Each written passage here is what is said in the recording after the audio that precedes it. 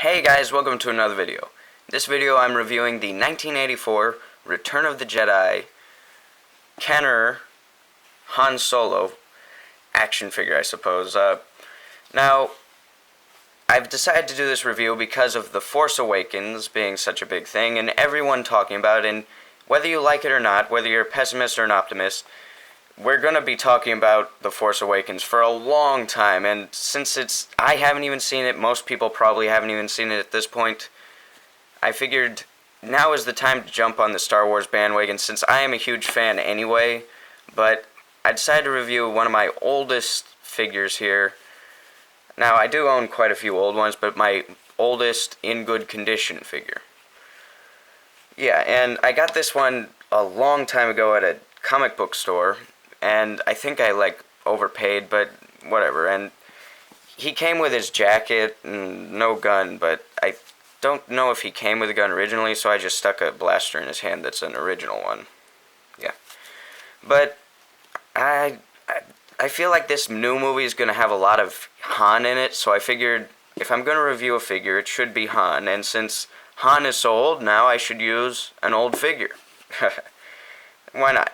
But to start out, let's take a look at his accessory. I guess I can take a look at his pistol as well. It's blue. I'm not sure if this is the one that came with him, but it's blue. That's pretty much all I can say. He holds it nice in the one hand, can't hold it in the other, and it's got a nice little detail in the handle. So I'm not sure if he actually came with that, so I'm not going to honestly review that. But let's look at that jacket.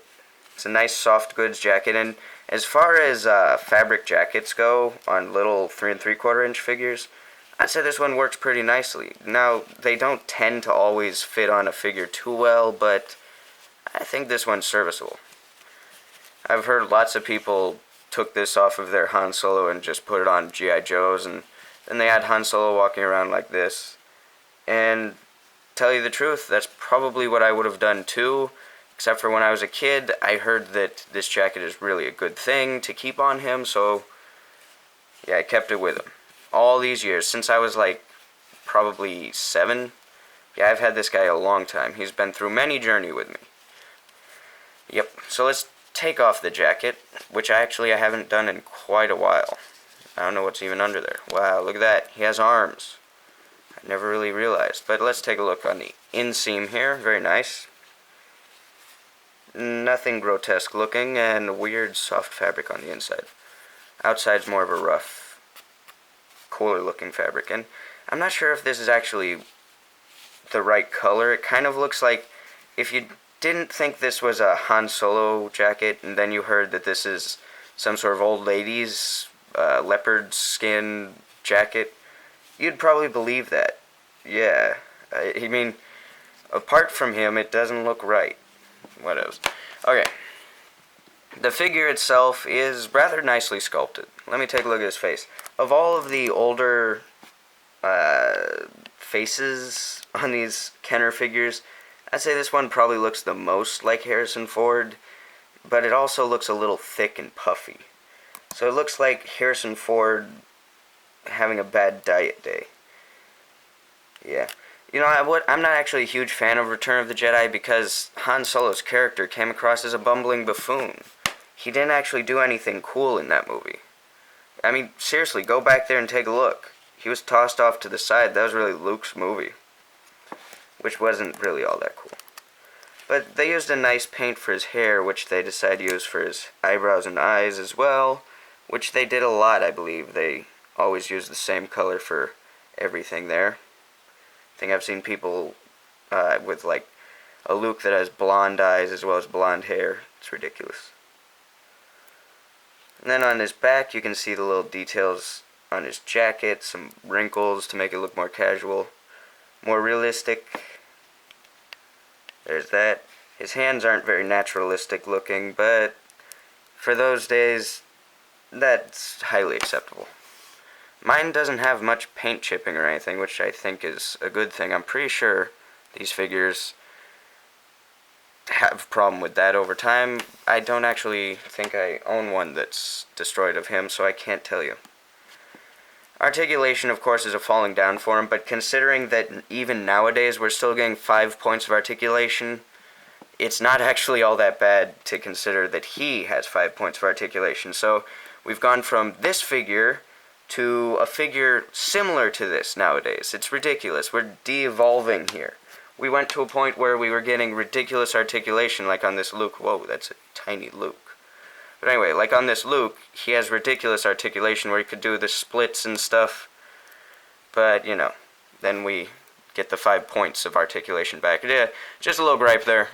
That's not really a gripe for this figure, that's for the future. But let's see how his head spins here. Let's a little articulation. He can go off to the side quite a bit, and then off to the other side quite a bit. He could probably do a 360, but I don't want to try that because that would probably break him. This arm can do 360, so that's good there. I mean, there's no elbow or wrist joint, which is acceptable for those days, and I think that made them much easier to play with without breaking them.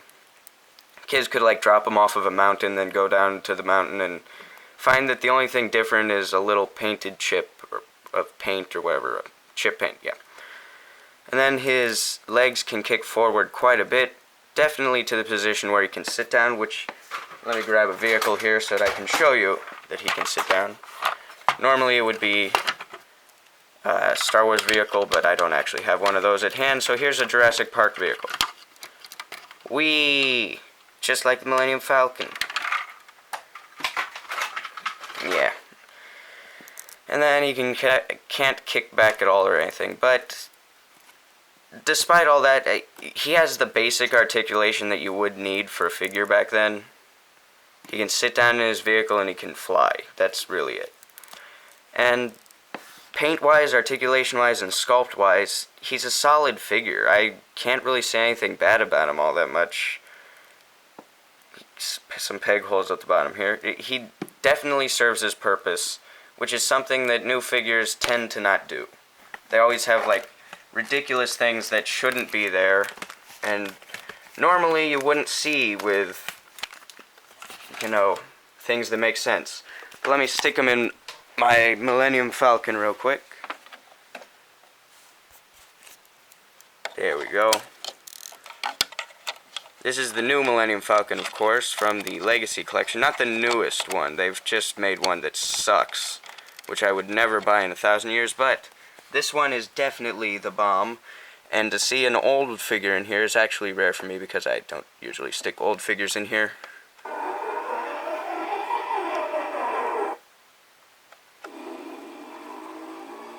I'd say that's a fitting end to this video, so make sure to like, comment, share, and subscribe. Make sure to check out my other videos. Make sure to be a legend, and I will see you guys in the next video. Peace.